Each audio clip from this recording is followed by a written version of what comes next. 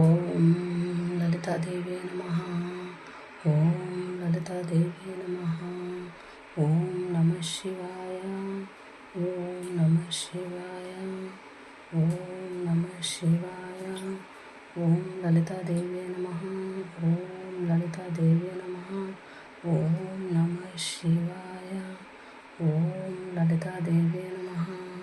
ఓం లలితాదేవి నమః. ఓం నమః శివాయ. ఓం నందీశ్వరాయ. ఓం నమః శివాయ.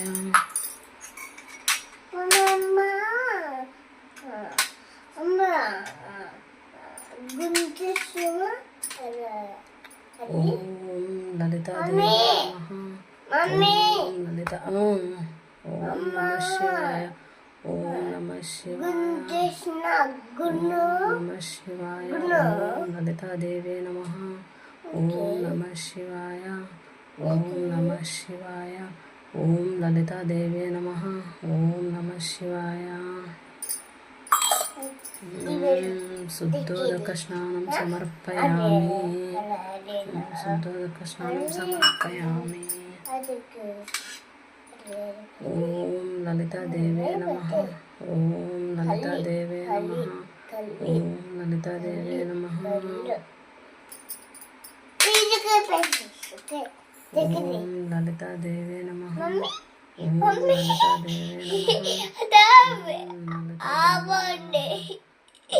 లలితాదేవి నమః.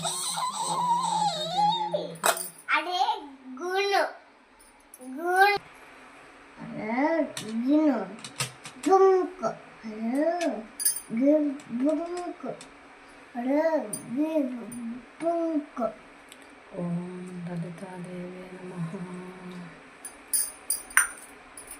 ఓం లలితాదేవి నమః. శివాయ. ఓం లలితాదేవి నమః. ఓం లలితాదేవి నమః. ఓం లలితాదేవి.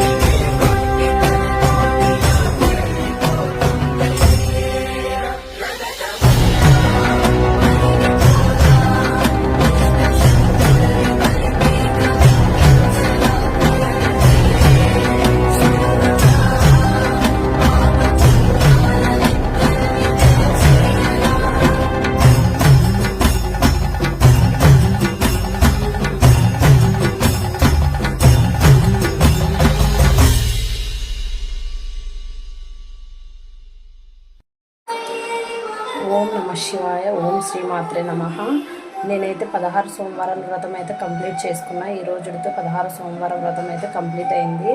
ఇంకా 17 సోమవారం వచ్చేసి ఎవరికైనా ఒక జంటను పిలిచి వాళ్ళకి పార్వతీ పరమేశ్వరులుగా భావించి మనము వాళ్ళకి వాయనం ఇచ్చి భోజనాలు పెట్టి శివలింగాలు అనేటివి ఇవన్నీ 16 సోమవారాలకి 17 సోమవారం కూడా కంప్లీట్ అయినాక ఆ శివలింగాలన్నీ తీసుకెళ్ళి ఎక్కడైనా కానీ అరుణాచలంలో కానీ లేదంటే శ్రీశైలంలో కానీ మనము వాటర్లో కలిపేయాలన్నమాట. నదిలో ఎక్కడైనా కానీ కలిపేసుకుంటే అయిపోతుంది. ఇంకా అయితే ఈ సోమవార వ్రతం చేసుకున్న వారికి సంతానం లేని వారికి సంతానం కానీ, ఉద్యోగం లేని వారికి ఉద్యోగం కానీ, ఇంకా వివాహం కాని వారికి వివాహం కానీ, భార్యాభర్తల మధ్య భేదాలు ఉన్న భార్యాభర్తల మధ్య గొడవలే జరుగుతున్న అటువంటి వారికైనా సరే ఇది 16 సోమవారాల వ్రతం భక్తి శ్రద్ధలతో చేసుకొని తర్వాత మనము ఈ భక్తితో చేసేది కాదు, ప్రేమతో చేసుకోవాలి. భక్తి శ్రద్ధల భయంతో చేయకూడదు, ప్రేమతో చేసుకొని ఆయనకి మనం సమర్పించుకోవాలి. నేను అలాగే ఇప్పుడే కాదు, నేను ప్రతి సోమవారం కూడా చేసుకుంటాను అనమాట. ఇది మామూలుగా నేను చేయాలని చెప్పేసి నాకు ఇష్టమయ్యి నేను చేశాను అంతే. 16 సోమవార వ్రతము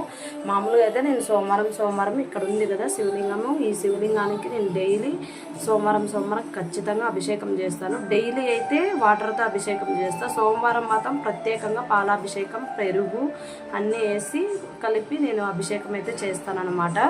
తర్వాత అమ్మవారిని అయితే ఈ మధ్యనే తెచ్చుకున్నాను, లలితాదేవిని ఇంట్లోకి. నేను ఆ అమ్మవారిని నమ్ముకున్నాను. మనకు వాక్ సిద్ధి కావాలనుకుంటే మనం అమ్మవారికి లలిత సహస్రనామం చదువుకొని మనం ఎటువంటి అబద్ధాలు కానీ ఎటువంటి దుర్భాషలు ఆడడం కానీ అంటే మంచిగానే మాట్లాడాలి, ఎవరిని నిందించకూడదు, ఎవరిని ఏమీ అనకూడదు అనమాట. అలా అయితేనే వాక్సిద్ధి కలుగుతుందంట. అందుకోసం అని చెప్పేసి నేను ప్రయత్నిస్తున్నాను, నేను ట్రై చేయాలి. అందుకు ఎవరిని ఏమి అనకుండా చూసుకోవాలి, మన నోరు మనం అదుపులో పెట్టుకోవాలి. ఇంకా